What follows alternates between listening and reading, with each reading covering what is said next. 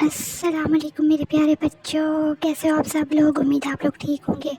आपसे हमेशा की तरह रिक्वेस्ट है कि आप लोग 5 वक्त की नमाज और कुरान पाक की तिलावत व तर्जुमा और हर वक्त दुरूद शरीफ पढ़ा करें। और आपसे भी रिक्वेस्ट है कि आप लोग दुरूद शरीफ पढ़ लें ताकि हम अपनी कहानी का आगाज़ कर सकें।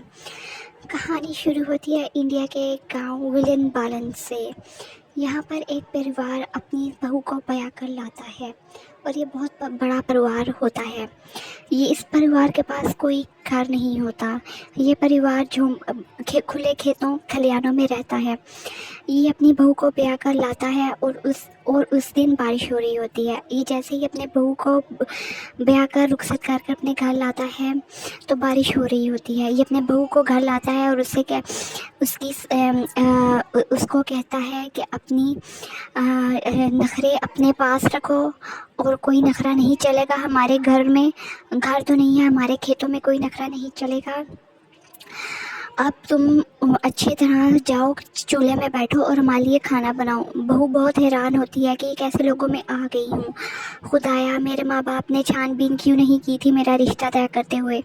क्यों पता नहीं चलाया था कि मेरे ससुराल वाले कैसे लोग हैं, उनका रहन सहन कैसा है और उनका लहजा कैसा है, वो किस तरह के लोग हैं। क्यों मेरे माँ बाप ने मुझे बहुत समझा और सर से उतार कर फेंक दिया।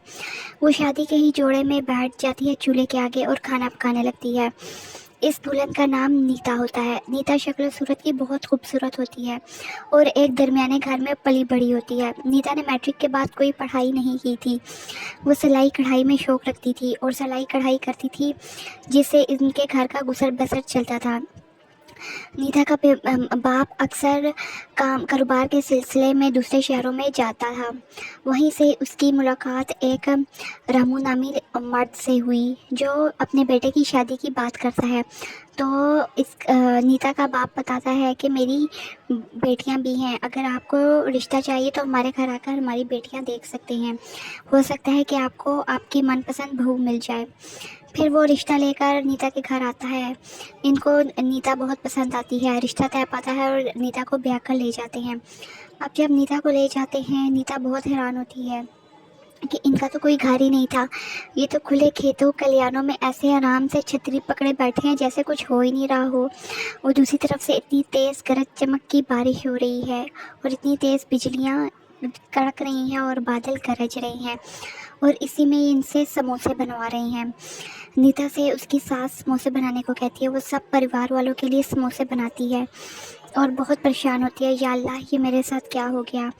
मैं इतनी भी बुरी नहीं थी। मैं जानती हूँ मैं गुनाहगार हूँ, लेकिन या अल्लाह मुझे माफ़ कर दे। मेरे गुनाहों के सबब मुझे और आजमाइश में न डाल। नीता रोती है और घर वालों के लिए समोसे और दीगर चीज़ें, चिप्स, नगेट्स और दूसरी फ्राइज़ की चीज़ें बनाती है। वो अपने परिवार को देती है और यूं ही इसकी ज़िंदगी का सिलसिला शुरू हो जाता है।